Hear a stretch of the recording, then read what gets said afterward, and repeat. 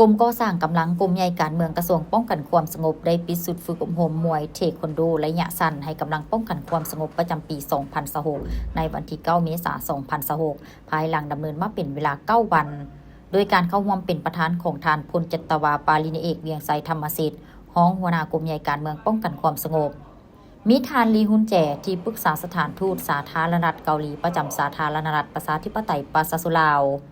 มีคณะปิสอบครูฝึกสัมมนากรและแขกถึกเชิญมาจากกลุ่มกองวิสาเฉพาะที่ขึ้นกับกระทรวงป้องกันความสงบเข้าร่วม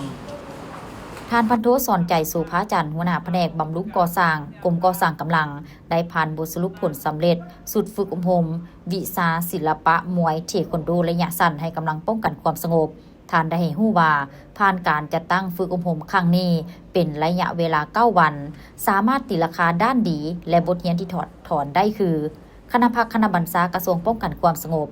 กรมใหญ่การเมืองป้องกันความสงบแม่นได้เอาใจใส่นำพาซี่นำใกล้ชิดติดแพทย์และอำนวยความสะดวกด้านต่างๆเฮ็ดให้คณะรับผิดชอบทุกภาคส่วนรวมทั้งครูฝึกสัมมนากรได้รับรู้เข้าใจและเห็นได้ความหมายความสำคัญของการฝึกอบรม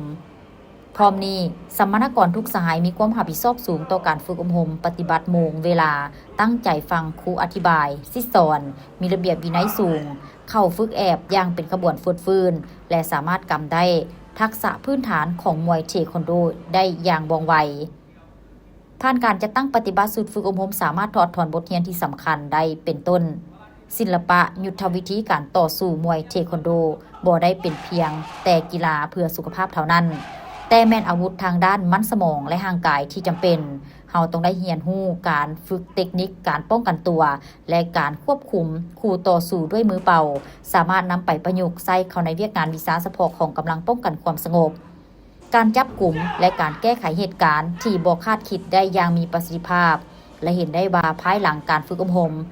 สมณกรมีความมั่นใจและฮู้ด้านศิลปะยุทธวิธีการต่อสู้ช่วยให้เขาเจ้าสามารถตัดสินใจได้อย่างว่องไวและถูกต้องในสถานการณ์ขับขันและอื่นๆพร้อมนี้ในพิธียังได้มอบใบยั่งยืนสุดฝึกอบรมและใบย่องยอให้สมณกรและครูฝึก